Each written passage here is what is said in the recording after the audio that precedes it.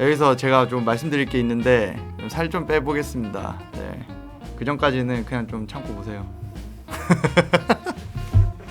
아, 머리 길다고 맨날 추석 때 할아버지한테 오자마자 머리 깎아라 머리 깎아라. 엄마도 아빠도 머리 깎아라 머리 깎아라. 뭐 머리 깎고 왜 내가 머리 뭐 기를 수도 있지 뭐.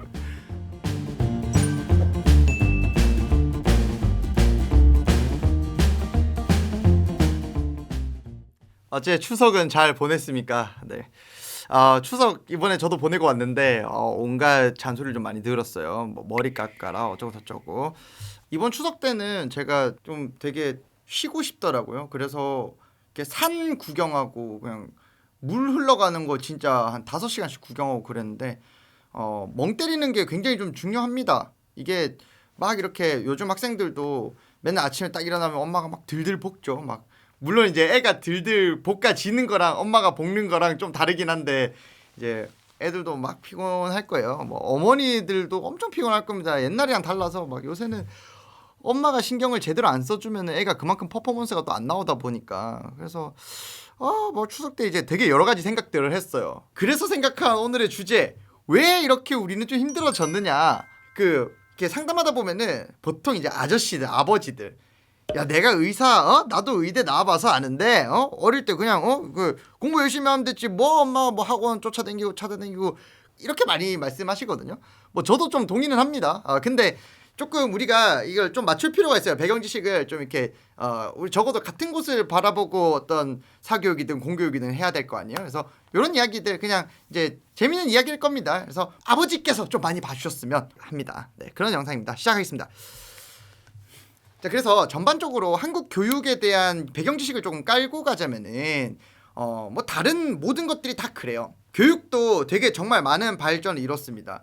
제 어릴 때만 하더라도 소풍 갈 때 김밥 싸가면은 이렇게 밥, 단무지, 우엉, 뭐 햄 있고 이 집 김밥 좀 할 줄 아네 뭐 이런 이제 이야기 좀 들었고 막 그랬는데, 근데 요즘에 김밥 천국 가보세요. 그냥 일반 김밥 팔지도 않아요. 막 온갖 김밥들이 많아졌잖아요. 그냥 뭐 다 마찬가지예요. 모든 거는 다 발전합니다. 학교라는 시스템도 우리나라에 도입된 게 애초에 뭐 130년 뭐 이 정도밖에 안 되잖아요. 아니 애초에 그냥 산업혁명 이런 거 다 포함해도 근대적인 개념의 학교라는 개념은 생긴 지 애초에 얼마 안 됐습니다. 그래서 학교라는 거의 역할조차도 계속 바뀌고 있고 미래의 학교도 엄청 바뀌고 있고. 자, 하고 싶은 이야기는 뭐냐? 부모님들이 공부할 때, 공부학번 기준으로 제가 공부할 때, 그다음에 지금 현재 아이들이 공부하는 거는 다른 개념이라고 보시면 돼요. 그래서 저는 한국의 교육이 장기적으로 좀 좋아지고 있다고 생각하는 사람 중에 하나고요. 그 바뀌는 게 뭐 굉장히 좀 긍정적이라고 봅니다. 뭐 바뀌면 좋은 거죠. 그러니까 긍정적으로 바뀌고 있다고 봐요. 제가 해외에서 이제 여러 그 교육 정책들 뭐 비교한 논문들도 많이 보고, 그다음에 실제로 뉴질랜드에서 영어로 그 수학을 가르쳐 보기도 했었고요. 마운틴 로스킬 미드스쿨에서. 다만 교육의 기술적인 발전도 중요한데 교육적인 격차 또한 굉장히 좀 심해졌죠. 그래서 많은 문제가 발생을 했습니다. 보면은 이렇게 막 수학 같은 경우 옛날에는 막 행렬들하고 1차 변화 뭐 공간 도형 뭐 다 들어갔었는데 이제 그런 거 다 없어지고 뭐 기백 미적 중에 막 선택하고 시험 범위가 말 그대로 많이 줄어들었어요. 수포자들도 많아지고 하니까 경쟁 자체는 굉장히 심화됐죠. 그래서 시험 자체가 옛날처럼 야 너 이거 알고 있니? 풀어봐. 야 요 문제는 좀 어려울걸? 풀어봐. 이런 개념이 아니고요. 말 그대로 줄 세우기를 위한 줄 세우기 문제들 많이 출제하게 됐죠. 그래서 요거는 그 학교 내신만 그런 게 아니고요. 수능도 그랬고 영어는 그게 너무 심해가지고 심지어 절대평가로 바뀌기도 했고, 그다음에 뭐 아시겠지만은 공기업 시험이나 공무원 시험 같은 경우는 특히 뭐 역사 시험들 이상하게 말도 안 되게 어려워요. 제가 여기 뭐 예시 하나 띄워드릴 텐데 이거 영어 단어 문제인데 뭐 예를 들면 구급 공무원 영어 단어가 전공자도 하기 힘들 정도로 어려운 영어 단어 물어볼 필요가 있나요? 솔직히 전 별로 필요 없다고 보거든요. 말 그대로 줄 세우기를 위한 문제들이에요. 다 마찬가지예요. 시험이란 게 다 그렇습니다. 교육 격차가 커졌는데도 공교육을 살리기 위해서 수시를 확대하고 그러다 보니까 최적화되어서 막 다다다닥 배운 애들도 어쩔 수 없이 일률적인 교육을 받아야 되는 상황입니다. 너 잘하니까 영재교육 받고 선행학습 빨리 해가지고 그 조기 졸업해가지고 대학교 빨리 가 이렇게 그냥 풀어주다 보니까 너무 경쟁도 치열해지고 뭔가 것들이 다 치열해진 거야. 막 정시도 치열해지고 막 난리 나더라 이거예요. 그러다 보니까 누가 더 최적화된 교육을 잘 시키느냐가 일종의 성과에 이어지게 되고 비싼 과외 받아가지고 얘 그냥 한 방에 그냥 쭉 땡기는 거잖아요. 어릴 때부터. 그러다 보니까 교육 격차가 너무 심해지고 일괄적으로 줄 세우기 쫙 하는 게 그렇게 엄청 좋은 게 아니에요. 뭐 다 정시 돌아가자 뭐 이렇게 이야기하는 게 뭐 물론 그렇다고 저는 정시 확대론자긴 한데 정시를 좀 까는 좀 아이러니한 상황이긴 한데요. 왜냐면 현재 진행되고 있는 수시라는 개념도 너무 편법들이 많이 생기다 보니까 좀 유리한 애들한테만 유리한 뭐 이런 수시들이 많이 생겼죠. 그래서 전 이제 우리나라 교육은 다른 나라 교육에 비하면은 괜찮은 편이다. 근데 너무 정시만 가는 것도 별로고 너무 수시만 가는 것도 별로니까 지금 하고 있는 것처럼 이제 뭐 정시 수시 비율을 이렇게 조절해서 다 각각의 장단점들이 있어요. 그런 장단점들을 다 살리는 게 좀 좋지 않느냐 뭐 이런 건데 근데 문제는 뭐냐면 다 살리려다 보니 처음부터 이거만을 준비를 해야 되더라 이거예요. 그리고 대학 입장에서도 안 그래도 애들도 적어지고 대학 개수 엄청 많아지고 전형 방법도 엄청 많아지고 과도 뭐 요새는 엄청 많잖아요 종류가. 그러다 보니까 이거를 이제 컨설팅하는 사람들이 막 생기게 되고 막 엄청 복잡해지는 거예요. 그런 거 하다 보니까 그럼 교과는 언제 하느냐. 그러면 상대적으로 시간이 많은 중학교 때 하고 초등학교 때 하자 뭐 이런 거고 입시 전형이 다양해지니까 이런 입시를 잘 준비해주는 고등학교가 생기게 되고 내신 따기에 유리한 학교라는 게 생기게 되고 그러다 보니까 고등학교를 고르는 것 자체가 되게 입시에 되게 중요한 영향을 끼치게 되고 대입이랑 연결이 되다 보니까 중학교 때 하는 게 굉장히 또 중요해져서 중학교 생기부 관리 또 해야 된단 말이죠. 만약에 자사고나 뭐 높은 이제 고등학교를 가려면 그럼 결국에 이제 선행이나 이런 것들이 그 초등학교 때 이루어져야 되는데 그럼 그 초등학교 때 빨리빨리 해버리는 부모님들이 이제 일종의 우월 전략이 생기는 거죠. 우월 전략. 그쵸. 그러면 어쨌든 우리는 어떻게 해야 되느냐. 잘 보세요. 이미 1, 2년 안에 이런 그 교육 정책들은 변하지 않아요. 그렇게 많이 변하지 않습니다.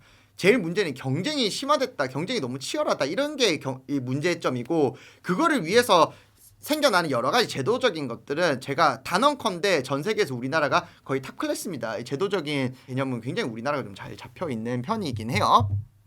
잠깐 이게 다음으로 이야기 넘어가기 전에 아까 전에는 정시를 좀 깠었잖아요. 근데 이번에는 좀 밸런스를 위해서 너무 학종을 안 깐 것 같아서 보세요. 일괄적인 줄 세우기보다는 개성을 살리기 위해서 생기부를 확대하고 생활기록부는 이 애가 이 지점에서 엄청 이제 뭐 창의적이기도 하고 이 직무에 대해서 엄청 이해도가 높고 엄청 많은 활동들을 할 수 있어. 이렇게 어필을 해야 되는데 그런 이제 창의적인 영역에서 충분히 창의적이지 않단 말이죠. 그래서 생기부 이런 학종 시행된 지 10년 넘었죠. 근데 학생들은 자의적인 활동을 안 하죠. 왜 안 하냐면은 이거 어필을 해야 되는데 어필을 할 줄 몰라요. 그러다 보니까 이제 적절히 의존하기 전략을 택하고 있습니다. 그러니까 예를 들어 땡땡 고등학교 같은 경우에는 생기부 때문에 과제를 굉장히 빡세게 내줘요. 그래서 보면은 뭐 원서 이만큼 읽기, 수학 이만큼 뭐 문제 풀어오기, 뭐 발표하고 뭐 해고 뭐 PPT 만들어서 뭐 하고 동아리에도 발표, 온갖 창의적인 내용들이 굉장히 많이 들어가는데 장담하는데 다 못해요. 왜냐면 어른들도 다 해내기 힘든 양입니다. 여러 가지 활동들을 시키는 건 좋은데 문제는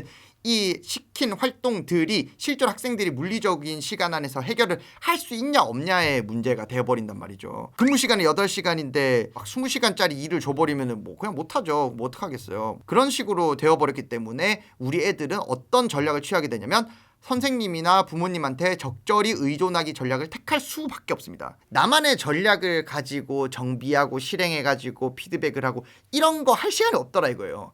실패하지 않는 전략을 제대로 선택을 해서 경험자들이 선배나 학원 선생님들이 이야기해주는 이 전략을 선택하는 게 어쩔 수 없이 우월 전략으로 떠오를 수밖에 없는 거죠. 그래서 사실은 최상위권 대학을 가려면은 뭐 내신에서 어느 정도 우위를 점해야만 갈 수가 있고 줄 세우기 위한 시험을 대비하려다 보니까 이제 본인이 그 어떤 과목을 이렇게 막 심화적으로 막 탐구를 하고 뭐 이렇게 공부하는 것보다 시험에 나오는 것을 그러니까 이 공부를 잘하는 것보다 점수를 잘 받는 게 훨씬 더 중요해졌더라 이런 이야기예요. 그런 맥락에서 선행학습 연령이 자꾸 아래로 내려오는 것도 아까 말씀드렸지만 고등학교 생활 자체를 실수 없이 완벽하게 보낼 수 있도록 중학교 때 미리 선행하는 거고요. 중학교 때 미리 선행을 해야 되는데 그게 고등학교 입시를 또 준비하는 게 또 중요하다 보니까 그래서 초등학교 때 또 하게 되는 거고요.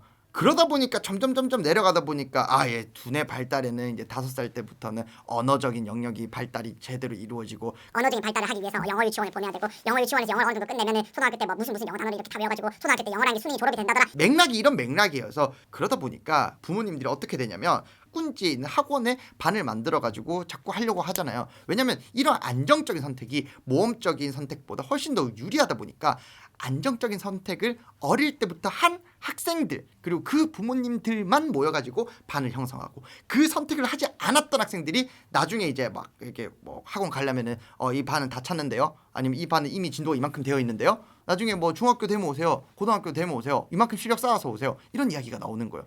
그래가지고 나오는 게 이 학원 무슨 반에 들어가려면 무슨 선생님한테 과외를 받아야 되고 이런 게 그래서 나오는 거예요. 그래서 요 구독자분들 중에 되게 어린 그 자녀들을 둔 부모님들이 많기 때문에 이런 부분도 좀 말씀드리면은 초등학교 갔을 때 그 초등학교 2학년 때가 그거 시계 잃는 거 나오죠. 시계 잃는 거 유치원 때 만약에 그렇게 안 배워서 가면은 초등학교 때 예를 들면 시계 잃는 거랑 그 줄넘기 하는 거는 배워서 초등학교 올라가라 하잖아요. 근데 교과 과정상 줄넘기라는 게 초등학교 때 배우도록 되어 있단 말이에요. 근데 이미 해서 가면은 애가 줄넘기를 하고 있더라 이거예요. 그리고 시계를 줄줄 읽더라 이거예요. 그러면은 애들이 옆에서 우아해 주잖아요. 우리 애가 기가 살더라 이거예요. 애가 학교 가가지고 집에 와서 엄마 난 시계 못 읽어 이거 뭐야 이렇게 이야기하는데 땡땡이는 읽었어. 뭐 스스로 터득했겠어요? 아니에요. 그래서 자꾸 이게 선행이나 이런 학원 보내는 시기들이 자꾸 일찍 이렇게 되는 거예요. 대학이 많은데 최상위권 대학을 가기 힘든 것처럼 학원도 많고 선생님도 많은데 이 쏠림 현상의 최상단에 있는 학원 있죠. 그런 학원은 들어가기 힘들어진다. 이런 게 좀 같은 맥락이라고 보시면 됩니다. 근데 이게 뭐 저는 이런 거 별로 안 좋아하거든요. 진짜 안 좋아요. 저는 제가 지금도 자신 있게 이야기를 하는데 제가 만약에 나중에 애를 낳는다고 치면은 아들아 너는 너의 인생을 살아라. 성적이 너의 전부가 아니잖니? 근데 아빠가 살아보니까 1등 정도는 해보는 게 좋기는 좋은 것 같아요. 다 농담이고요. 이게 최상위권으로 갈수록 있잖아요. 내신에서 혹은 뭐 초등학교 때, 중학교 때, 고등학교 때 실패할 여유를 주지 않기 때문에 꿈을 가진 학생들은 삶의 여유를 굉장히 많이 빼앗겨 버립니다. 그러니까 뭐 슈바이처 이야기 이런 것들을 보면은 이게 사실 그게 오히려 의사가 되는데 방해가 된다니까요. 되게 아이러니하게도 그렇죠. 그래서 공부에 대한 혹은 직업에 대한 열정이나 패기 이런 거를 기르기보다는 말 그대로 잘 공부하기 위한 전략을 연구하게 되고 최적화된 경로를 따라가는 게 우월 전략이 되더라 이거예요. 이게 나쁘다는 게 아니라 요즘처럼 복잡한 시대에 뭐 전략적으로 인생을 살아나가는 게 뭐 나쁘다고는 말할 수 없죠. 근데 오히려 어릴 때부터 극한의 강도로 이런 거를 경험해 보는 것도 뭐 좋다고는 봅니다. 여기서 이야기하는 건 다 사견이에요. 사견. 제 그냥 개인적인 생각입니다. 근데 그러다 보면 있잖아요. 만약에 이런 일종의 그 달리기 하는 레이스에서 조금이라도 이탈하게 되면 상당히 불안해지죠. 근데 이 불안감이라는 건요. 학생도 그렇고 학부모님도 그렇고 처음 경험하게 되는 거예요. 우리 애 이거 레이스에서 이탈했네? 망하는 거 아니야? 이런 식으로 굉장히 불안해지기 때문에 상당히 우왕좌왕하게 됩니다. 근데 여기서 우왕좌왕하시면 안 돼요. 쉽지 않겠지만 좀 극복하는 게 저는 개인적으로 좀 중요하다고 생각을 하고 지금까지 저도 마찬가지고 정해져 있는 루트 뭐 성공할 수 있는 방법들을 따라서 쭉 이렇게 가고 있는데 보세요. 한 번은 이게 필요해요. 한 번은. 그러면 이제 스스로 본인의 계획을 잡고 나아가 보자. 이런 식으로 이렇게 한 번은 해볼 필요가 있습니다. 심지어 대학 때가 되더라도 말이죠. 사춘기가 오거나 내신에서 실수를 하거나 인생에 다른 꿈이 생기거나 뭐 이런 이제 경우들 때문에 본인을 믿어달라고 부모님 오히려 설득하는 학생들도 많아요. 근데 역설적이게도 이게 이런 식으로 키우다 보면은 나이를 먹어도 이렇게 자립할 수 있는 능력치가 이렇게 없잖아요. 애 입장에서. 그래서 뭐 캥거루족이 나오지 않나 이런 생각도 좀 하고요. 그리고 저도 이제 이렇게 32 이제 33 되는데 그냥 무작정 그 엘리트 코스들을 밟아가지고 이렇게 서울대를 들어왔던 학생들보다 조금 본인이 스스로 개척해가지고 서울대를 들어온 애들이 지금 제 주변에 보면은 훨씬 더 뭔가 좀 잘 돼 있을 확률이 좀 높은 것 같아요. 네. 자 그러면 좀 종합을 해보면은 예전에는 학생이 노력해가지고 결국에 마지막에 웃을 수 있는 시스템이 좀 잘 마련돼 있었는데 요즘에는 여러 가지 이유들로 인해서 그런 것들이 잘 안 되어 있다. 그리고 그게 쉽지가 않다. 그래서 말했던 것처럼 최적화된 공부, 전략적인 공부를 하는 게 굉장히 유리해진 상황이 왔다. 그러다 보니까 현재 어떤 교육적인 여러 병폐들이 나타나게 되었다. 뭐 이런 이야기입니다.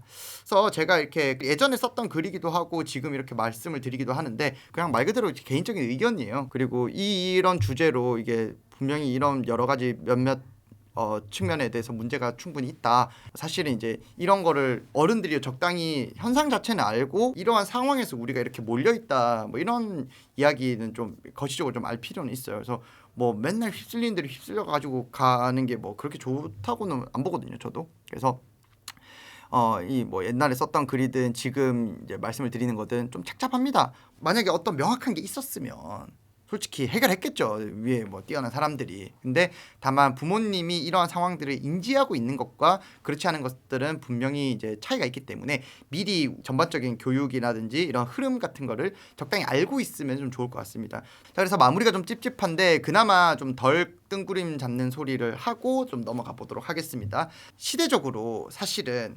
안정적인 고학력자의 포지션보다 개척하는 모험가의 포지션을 세상은 더 요구를 하고 있습니다. 하지만 반대로 자녀의 수가 더 적어지고 있기 때문에 실패 없는 삶을 선물해주고 싶은 부모님의 마음도 잘 알겠고, 그다음에 실제 입시에서도 실패 없는 공부를 하는 것이 굉장히 좀 우월 전략인 것도 솔직히 맞아요. 요거는 대학에 진학해서도 뭐 의전, 로스쿨 뭐 이런 식으로 계속 그 학점 관리를 막 해줘야 되고 막 이렇게 계속 내몰린단 말이죠. 물론 이제 안정적인 고학력자 포지션을 획득해낸 뭐 서울대 의대, 뭐 서울대 친구들, 뭐 제 친구들 뭐 같은 영재원 출신 의사들 다 이제 30줄에 들어갔잖아요. 그 친구들을 보면은 확실히 안정적인 전략을 택한 친구들이 뭐잘 살고 있긴 합니다. 뭐 이걸 부정하진 않을게요. 확실히 어릴 때 이 친구들이 갖고 있던 어떤 야생성, 도전 정신 이런 것들은 굉장히 좀 약해졌습니다.